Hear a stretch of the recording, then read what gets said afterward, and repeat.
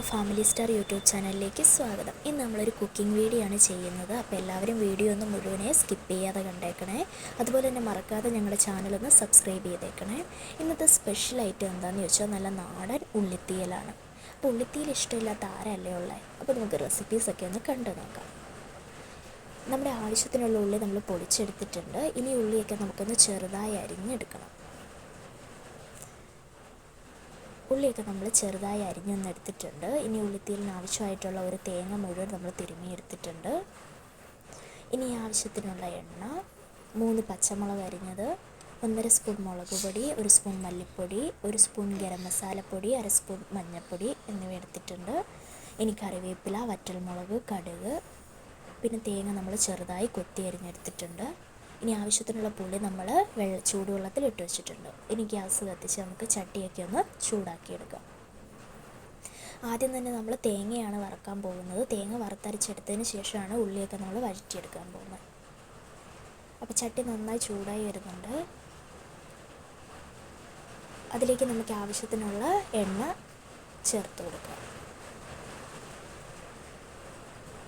ഇനി അതിലേക്ക് നമ്മൾ തിരുമ്മി വെച്ചേക്കുന്ന തേങ്ങ മുഴുവനായിട്ട് ഇട്ട് കൊടുത്ത് വറുത്തെടുക്കണം.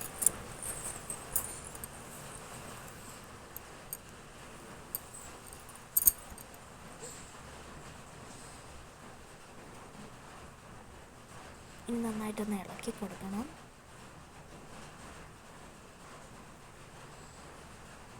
ഇനി ഇതിലേക്ക് നമുക്ക് കുറച്ച് കറിവേപ്പിലയും കൂടെ ചേർത്ത് കൊടുക്കാം. ഇനി ഇത് മൂന്നും കൂടെ നന്നായി ഇളക്കി നമ്മുടെ ഒരു ഏകദേശം തേങ്ങ ഒരു ബ്രൗൺ കളർ ആകുന്നിടം വരെ ഇളക്കി നന്നായിട്ട് വറുത്തെടുക്കണം. നന്നായി ഇളക്കി കൊടുക്കണം, അല്ലെങ്കിൽ കരിഞ്ഞു പോകാതെ പ്രത്യേകം ശ്രദ്ധിക്കണം. ഇപ്പോൾ നമ്മുടെ തേങ്ങയുടെ കളർ ഷെയ്ഡൊക്കെ മാറി വരുന്നുണ്ട്. ഇപ്പോൾ നല്ല ബ്രൗൺ കളർ ആയിട്ടുണ്ട്. ഇനി നമുക്കിതിലേക്ക് എടുത്ത് വെച്ചേക്കുന്ന പൊടികളൊക്കെ ചേർത്ത് കൊടുക്കാം. പൊടികളുടെ പച്ചപ്പടം മാറുന്നത് വരെ നന്നായിട്ടൊന്ന് ഇളക്കി കൊടുത്തുകൊണ്ടിരിക്കണം. ഇനി നമ്മുടെ ഈ തേങ്ങ വറുത്തരച്ചത് നന്നായിട്ട് തണുത്തതിന് ശേഷം നമുക്ക് ജാറിലേക്ക് മാറ്റി ഒന്ന് അരച്ചെടുക്കണം. ഇപ്പോൾ തണുത്ത് നമ്മൾ ജാറിലേക്കൊക്കെ മാറ്റിയിട്ടുണ്ട്. ഇനി നമുക്കൊന്ന് അരച്ചെടുക്കാം.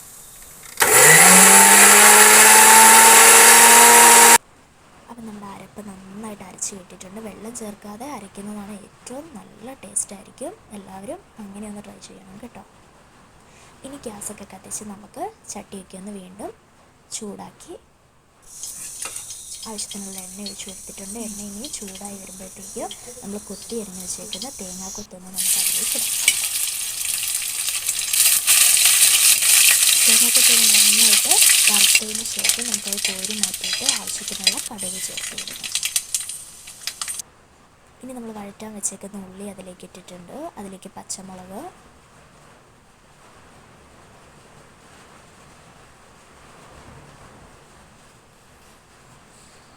കുറച്ച് വറ്റൽമുളക്, കറിവേപ്പില എന്നിവ ചേർത്ത് നന്നായിട്ടൊന്ന് ഇളക്കി കൊടുക്കുക.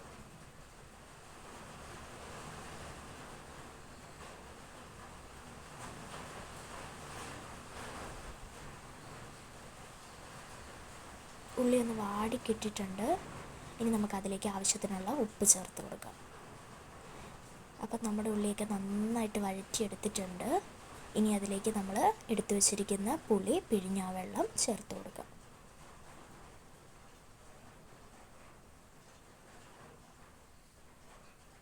ഇനി അതിലേക്ക് നമ്മൾ തേങ്ങ വറുത്തരച്ച് വെച്ചേക്കുന്ന അരപ്പ് ചേർത്ത് കൊടുക്കണം.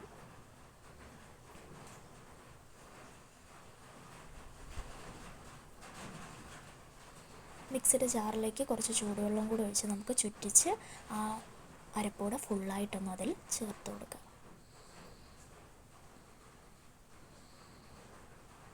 നന്നായി മിക്സ് ചെയ്തെടുക്കണം. നിങ്ങളുടെ പാകത്തിനുള്ള വെള്ളം നിങ്ങൾ ഒഴിക്കണം. ഉള്ളിത്തീയലിന് ഒരുപാട് വെള്ളമില്ലാതെ ഒരു കുറുകിയ ടൈപ്പിൽ കിട്ടുന്നതാണ് ഏറ്റവും നല്ലത്.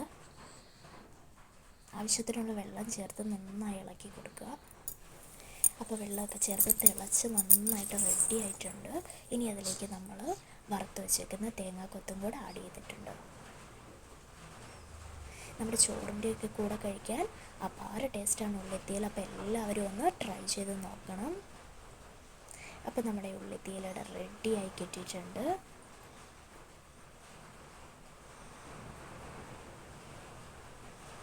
അടിപൊളി ടേസ്റ്റാണ്. എല്ലാവരും ഒന്ന് ട്രൈ ചെയ്ത് നോക്കണം. ഫീഡ്ബാക്കൊക്കെ കമൻറ്റായിട്ട് ഇടണേ.